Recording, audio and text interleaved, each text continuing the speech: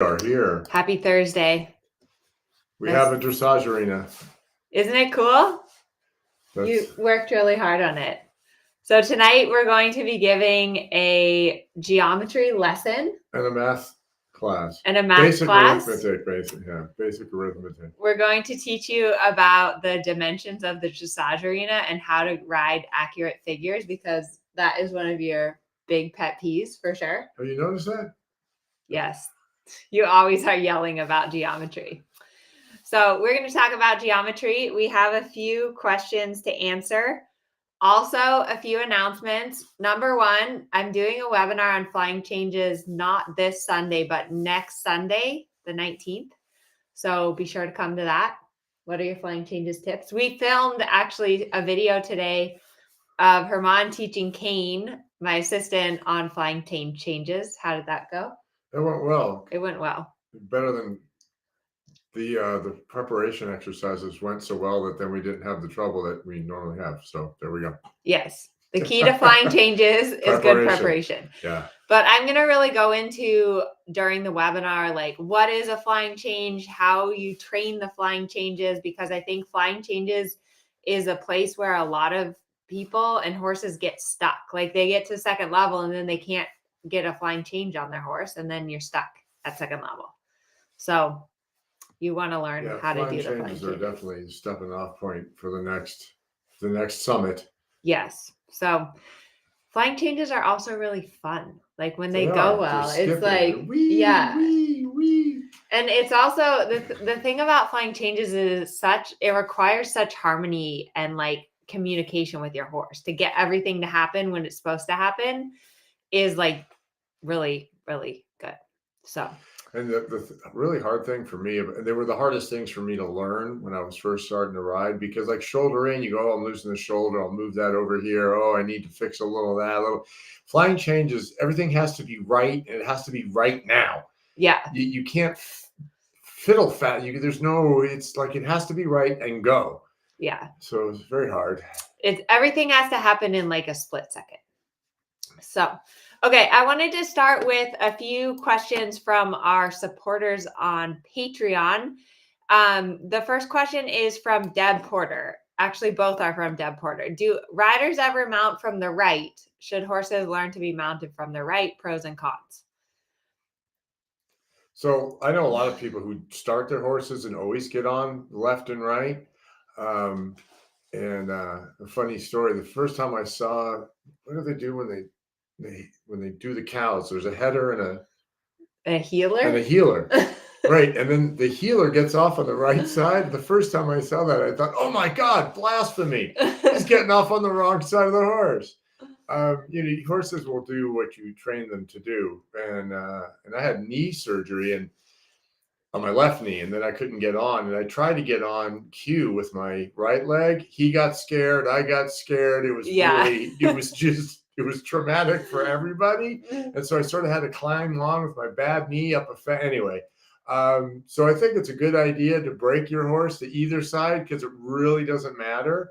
The whole getting on the left side is really a throwback to when we wore swords, and most people are right-handed. So the sword was on that side. And so you got on with your left foot, so you didn't poke your horse with the sword. So there you go.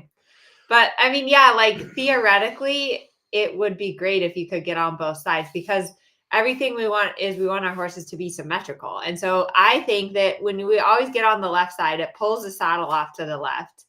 So you always have to get on, scoot your saddle back over to the right, get your girth tightened up. But I don't get on from the right. Like I said, like you said, unless it's a young horse, because I'm just so accustomed to getting on from the left. If I try to do it from the right, I feel like so disorganized, and it will scare your horse. Like if it's not something that you've worked on and you're always getting on from the left, and then one time you try to do it from the right, it might be exciting. And my brain won't. Like everything's backwards and my body just goes, what? Yeah. So proceed with caution. We'll leave it at that. Deb has another really good question. In your video about weight aids, so if you go on YouTube, I have a video about weight aids. You suggest that if your horse gets tense, you have to sit in and try to make yourself heavier in the saddle. I'm not sure how to do this. Can you please explain how to do it? shall we, with the breathing? All right, breathing exercises. So let's get straight. So if you breathe and you breathe deep, then you can raise your center of gravity up into your chest.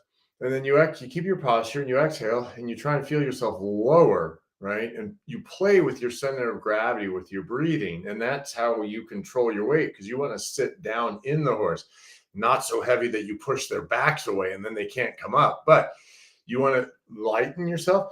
And part of that exhale, right, is that a half halt. And so that's with your breathing. Well, I do anyway. My breathing, I play with my weight. And that's how I adjust the center of gravity.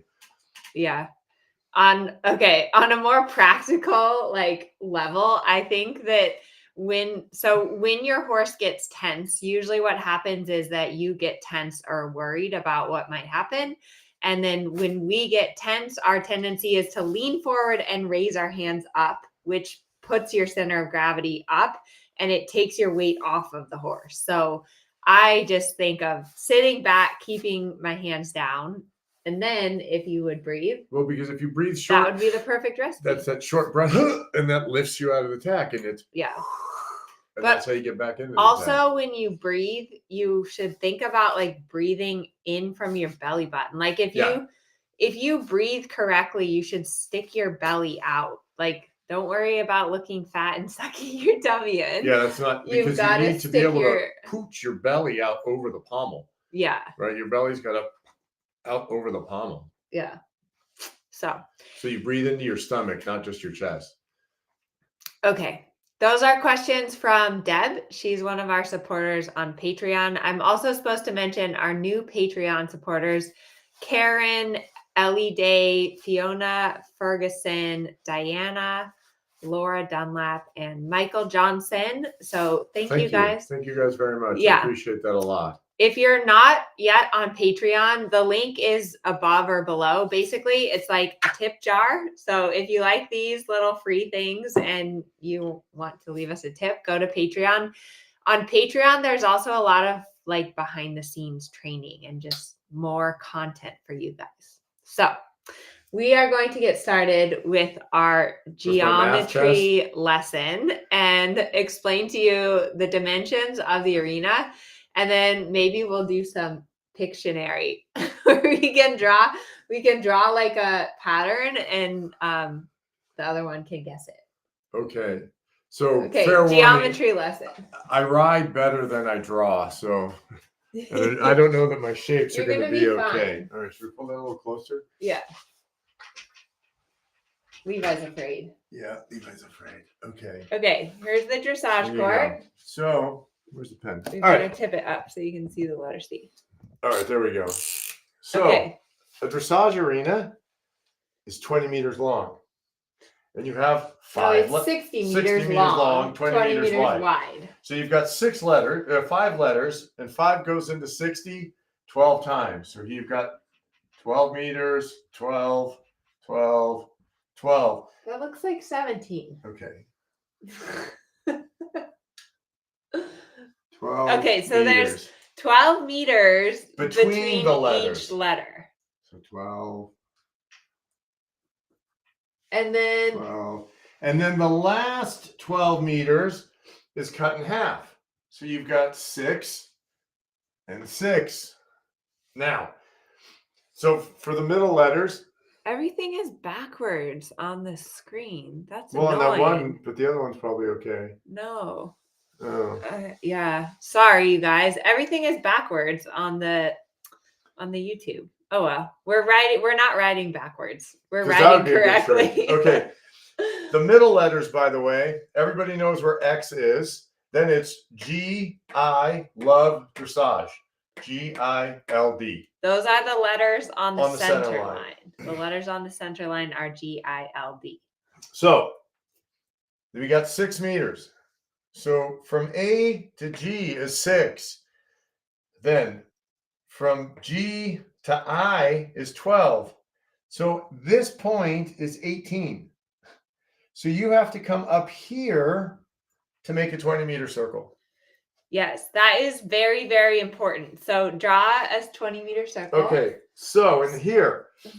20-meter circle accuracy, for those of you guys that are showing like training level and first level, you will like immediately Go up a earn point. a lot of It's points another point. if you ride An accurate figure. And so many people ride terrible circles, and it makes the judges crazy. Like it's like the biggest pet peeve they have. So ride accurate circles. So the point here, you have to be 10 meters out of the corner so that it's half of your 20. So that's there. You've got 6 and 4. So this is 10. 10 meters out of the corner. So when you leave A, you're coming to a point that's 10 meters out of the corner. Then you're going to cross up here. That's 20 meters away from A. Then, again, that's 10 meters out of the corner. And then you come back into the A. Now, if you ride it like a diamond, your horse has 4 legs. It will look like a circle. So ride it like a diamond and you'll be fine. So what I do is as I'm leaving A and I look between the K and the V, I aim for the middle because the middle is 6 meters. It's close enough. So I aim a little less than the middle of KV. Then I look at the VP line where it crosses the center line, and that's this point. So I look at that point, and then I imagine a horse and then another horse, and that's the mark that I'm going for. So you have to, when you cross the center line, you have to be past the VP line.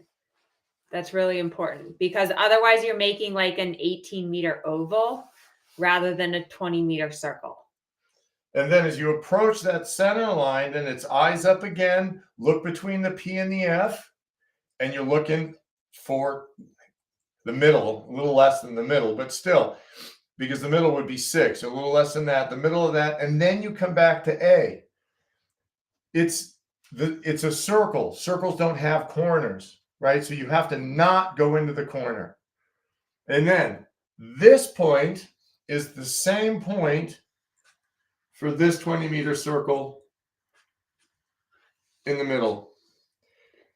So 3 20-meter circles fit in the dressage arena, touching.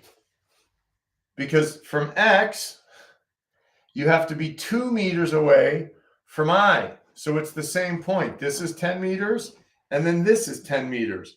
So you're not at the RS line, and you're not at the VP line. And then here's the other circle.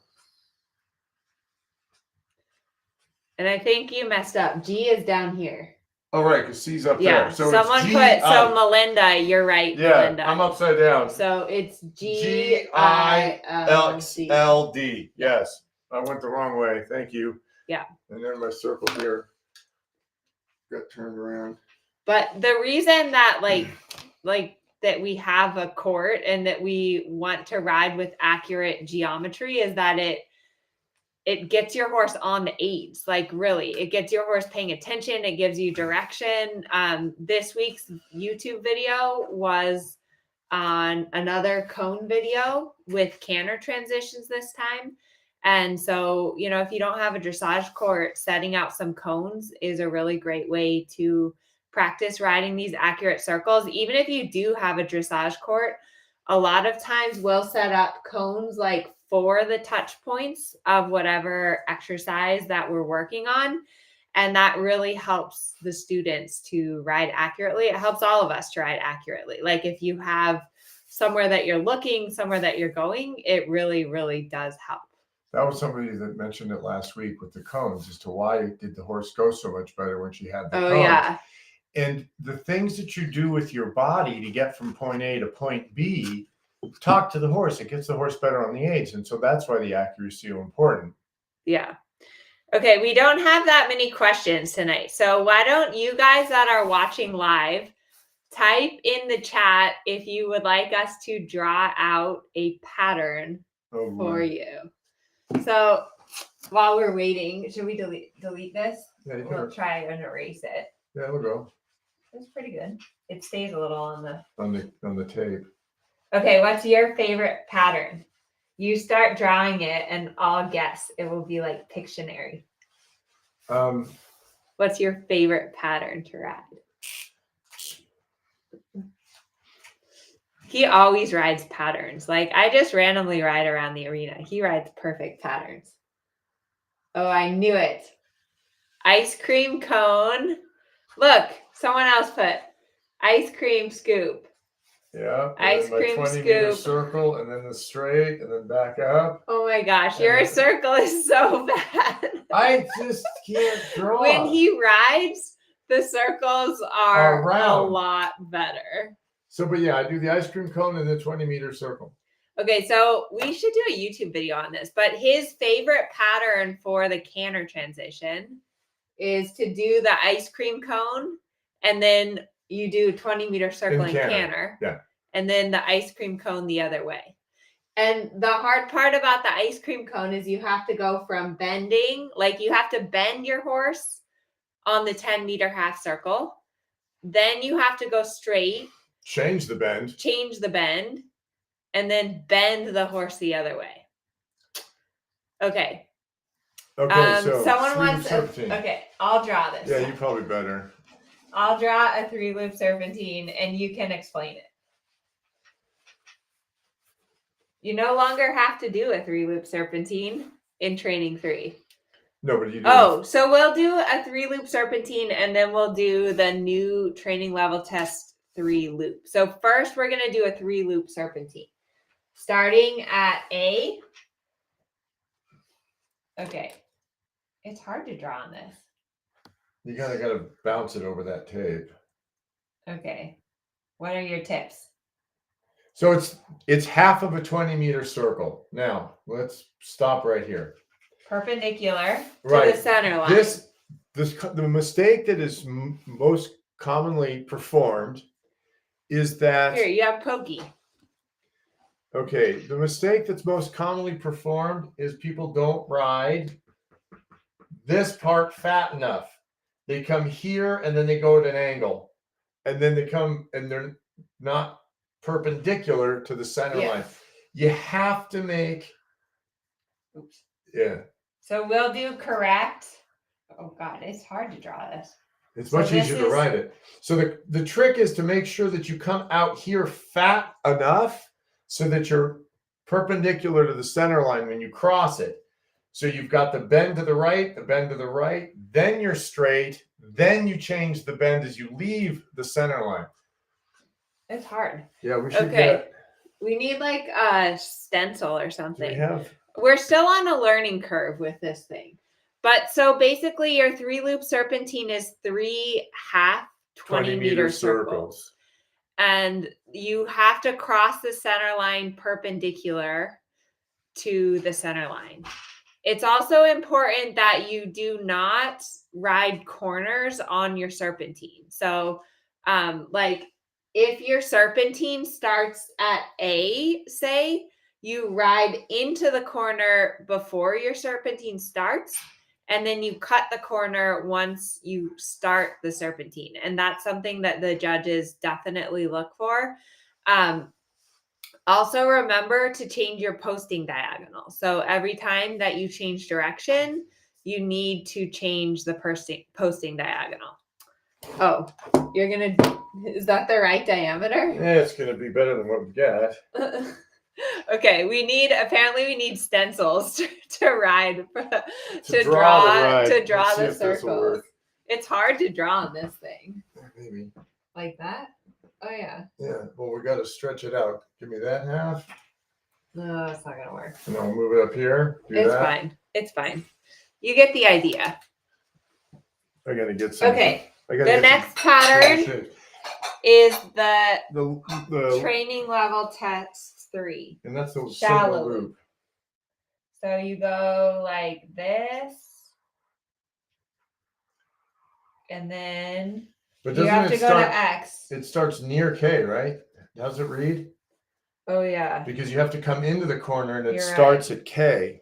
So honey, it's gone. Oh, what did you do? I typed nothing. Okay. It's still there. Don't worry. So you have to ride your corner. You got to touch K. And then it comes, and the bend is to the right. Let's say we're traveling right. The bend is to the right. And then you have to get straightened up. And change the bend at the quarter line. At the quarter line. So this loop now is to the left. all of this loop is to the left back to the H. No, it's you change the bend here, and now Oh, you right. bend right. At the quarter line, you'll change the bend to the right and you go back to H. Like that. Yeah. Oh, that wasn't That too came bad. out good. That came out good. So this part's bent to the right at the quarter line. If you're posting it, you'll change your posting diagonal. This part's all going to be curved, bent left. At the quarter line, you change your posting diagonal, change the bend, and then it's to the right again. Oh, someone says we should try drawing dashes on the whiteboard instead of a steady line. The marker will be more forgiving. Good suggestion. All right, Thank we'll you. try that. So yeah, it's important that you change the bend. And it's also like what a lot of people do is what do people do? They like do this. So they go from K and then they just, oh yeah, the dashes work better. Then they just go like straight to here. And then they just turn like straight back. Right. They dip, So and they that don't do is the not- loop. You're not making a V. Yeah. Don't make a V. This is incorrect. It should be like curvy lines.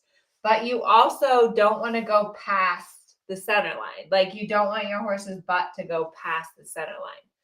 So it's a tricky pattern because you have to really be able to control the bend in your horse's body and like keep your horse from falling too much to the outside. Okay, let's see. What other patterns should we do? Oh, that's from me. Thank you, JC. I appreciate your suggestion. We can't always see the names. Okay, who else? Beginning level pattern. So the most simple dressage pattern is a 20-meter circle. Like if we are on if we're on a young horse, we just start out with 20-meter circles. Like that's a really good warm-up exercise, is to just do like 20-meter circle at one end, 20-meter circle in the middle, 20-meter circle at the far end. Okay, my instructor said not to change the posting diagonal for the shallow loop serpentine. Do you or don't you? I do, because I want to tell the judge I know the bend went the other way. Yeah.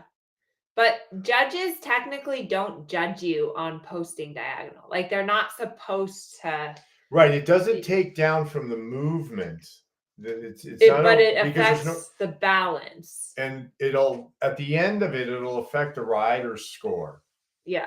So I think you probably should, because you're changing the bend. Right. You are changing the bend, and I want to let the judge know that I know I'm changing the bend. So I'm posting on the other diagonal because I'm going to tell the judge I know the bend changed. Yeah. Okay. I'm going to draw another figure and you have to guess it. Ready? Okay. I'm doing my dash lines. We're coming to here. Now we're going this way. Oh, that's the snowman. My favorite exercise. Oh, shoot. But you didn't my get up. 10-meter circle. The 10-meter circle. Yeah, I'm aware. So explain the geometry of a snowman. It's important that you go straight here. So for those of you guys that don't know what the snowman is, it's like one of the best exercises to improve your trot canter transition. You can also use it for the flying changes. Yeah. So in the snowman, basically start on the center line, 10-meter circle in trot, change direction, pick up the canter. That's the pattern. Mm-hmm.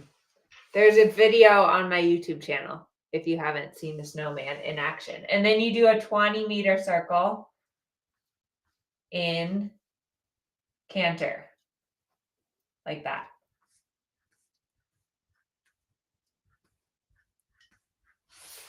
Oops. Yeah, it's we tough. need to practice. It's tough to draw. It's tough to draw. So there's a lopsided snowman. I think we ride better than we draw. I know I do, because I can't. We're gonna have to practice this. I think we'll just get some shapes and draw around them. Yeah. But it is good to like think about, to really kind of have this drone view and think about how to like where all the figures are placed in the arena. And it gets even harder. Like as you move up the levels, it gets harder and harder and harder. So like, for example, in the intermediate one, you go, so like the judge is sitting down here at C, right? Yeah. So in the I1, you pick up the canter at P, you go up the center line, you ride a half pass. Like, so your half pass would be like over here, half pass, flying change, half pass, all the way over here. Oh God. Flying change, half pass. So you like do zigzag. In the Grand Prix, you have to do even more zigzag. So the geometry only gets harder and harder. And it's just mental discipline. It's just mental discipline. And that is such, 90% of this horseback riding thing is mental, and you just got to stay focused that way. And it just requires that sort of attention to detail. It is a holdover from the military. And it makes you look up. It makes you look up. I think we need magnets. Oh, but it's not magnetic. It's not a magnetic board. That's what I asked. The other one's a magnetic board, but. Okay. Does anyone else have questions that they want us to answer? I wanted to read this. So it was pretty funny. I did a post this week that said, you're into horses when ... What's your answer? This is a vacation for us. We go to a horse show and that's a holiday. The horse show is our vacation. Okay, I'll read you some of the ones because they were like really funny. So you cluck to the dog to hurry up and tell the horse to stay. Yeah. That's funny. Don says you own your own horses, but get excited when you see a horse while traveling down the road. You get done with work and then go out to the barn rather than eating dinner first. Okay, this is a really funny one. You cluck to your cats, but the worst is when you mistakenly call your husband by your horse's name. That would be awkward. Okay, when you're too tired to clean the apartment on weekends, but run to the barn to brush your horse, clean his box, and grease your saddle. Priorities. It's all good. Priorities. Your horse's neigh from all the others at a horse show. That's for sure, because horses, like, their voices are definitely, I feel like they're like our voices. Like every horse has a different voice. Okay, here's another one. You watch a football player run for a touchdown and are able to identify his stronger leg. That's pretty good, because I don't know if I watch enough. I don't know if I pay enough attention when I'm watching football. Okay, Callie says you never take a vacation. All your spare pennies go to your horse habit. No matter what you're doing, you wish you were riding instead. Pretty much it. Last year we were like, we were gonna go to Mexico on vacation, and then what happened? We didn't go. We didn't go. We were gonna meet my family. We looked at how much it was gonna cost, and we were like, yeah, let's just stay here. Okay, a lot of you guys cluck to like people or horses or weird things. Shall we answer this one question? Yeah, what's the question? So, yes, you absolutely use the snowman in the trot, and you make the transition from trot to walk. Well, say what the question is. Oh. So can you use the snowman with trot to get used to the pattern? Yeah. So that when you get brave enough to canter, and that's the whole reason for that snowman, is that you can get really comfortable in the trot and the changing of the bend. And that the change of bend into the big circle makes it easy for the horse to pick up the canter transition right there. And so it makes it a really smooth thing. Yeah. And the size of the circle keeps you safe, because you're turning the horse into the lead, and all of that keeps the horse from going wee and running down the long side, because you're making that circle. So absolutely. Yeah. But yeah, the snowman is a really good exercise for suppleness. And I actually learned the snowman from Conrad Schumacher at a clinic where my horse was being so bad. Do you remember that clinic? Yeah, we went up to to Solvang. Solvang, yeah. And I had my horse, and Herman brought his horse too. And so you know how when you go somewhere, your horses are like instantly in love. So Herman's horse was like galloping around in this gravel pin behind right. the It got arena loose. Yeah. and like screaming at the horse I was riding. And then he was like so tense. And so Conrad had me do the snowman and just like repeat it. And eventually my horse started to relax, but it was slightly embarrassing.